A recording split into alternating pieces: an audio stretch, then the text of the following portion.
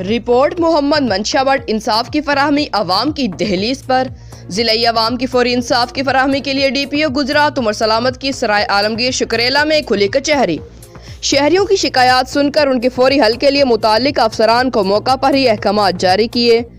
District police officer Umar सलामत ने सराय आलमगीर के इलाका शुक्रेला की शहरियों की शिकायत सुनने के लिए खुली कचहरी लगाई। खुली कचहरी के दौरान DPO गुजरात ने शहरियों को दरपेश मुख्तलिफ नौयत के मसाइल सुने और उनके फौरी हल के लिए मुताल्लिक अफसरान को मौका पर ही अहकाम जारी किए।